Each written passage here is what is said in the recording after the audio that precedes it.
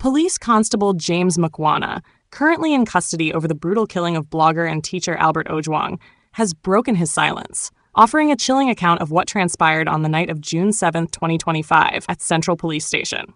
An exclusive report obtained by Citizen TV reveals a blow-by-blow statement by Mukhwana, shedding new light on the events that led to Ojwang's death while in custody.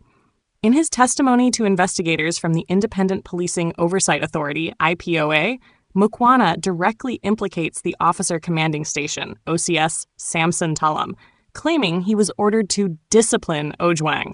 Instructions, he says, were passed down from Deputy Inspector General of Police Eliud Lagat. This contradicts public statements by Talam, who has distanced himself from the murder.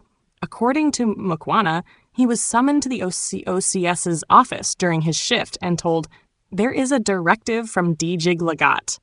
Do you know him? There are officers from DCI headquarters bringing a suspect here at 8 p.m. Tell the inmates to discipline him a bit." When Mukhwana expressed concern, he says he was warned not to question orders as a junior officer and told that refusal could cost him dearly. At around 9 p.m., a black Subaru arrived at the station with a handcuffed man later identified as Albert Ojwang. Mukhwana says he confirmed with Talam that this was the suspect in question. Ojwang was booked at 9:20 p.m., and shortly afterward, the assault began in the last cell near the toilets. Mukhwana alleges that 4 inmates, Colin Zereri, Gil Amaton, Brian Waniki, and Eric Ndambuki, were instructed to carry out the beating. All 4 have since been arrested and charged in court. As the violence intensified, Mukhwana and another officer, PC Kamani, intervened to stop the assault. Ojwang was found bleeding and slumped against a wall. Mukhwana says he immediately asked Deputy OCS Samuel Nganga to take the victim to the hospital. By 10 p.m., he left for home. The next day, June 8th, he began receiving calls from colleagues asking if he'd heard about Ojwang's condition. When he contacted Nganga, he was told to speak to the OCS. Talam allegedly dismissed his concerns, insisting that things were not bad and they were safe. On June 11th, Mukhwana was summoned by IPOA to give a statement. He admits that he initially withheld the truth as part of a cover-up agreement among officers. However, feeling betrayed and used as a scapegoat, he returned to IPOA on June 12th and recorded a second truthful account. He was then arrested and detained at Capitol Hill Police Station. In his emotional confession, Mukhwana said, "This is the truth of what happened. Ojwang was not meant to be killed, but to be disciplined, as per OCS Talam's orders, who acted on instructions from DIG Lagat. I am sorry for the death of Ojwang. May God help his family heal from the loss. I know it is painful."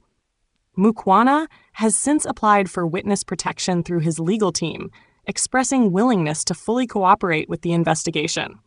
His lawyers, Kevin Ondago, Clinton Wale, and Bieta Wavinya, have stated that their client will not seek bail due to threats to his safety. They also allege they have been followed and intimidated by suspected police officers. A formal complaint has been filed at Capitol Hill Police Station.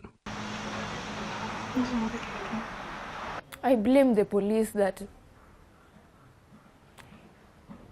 because they were supposed to protect him and Albert was in their hands.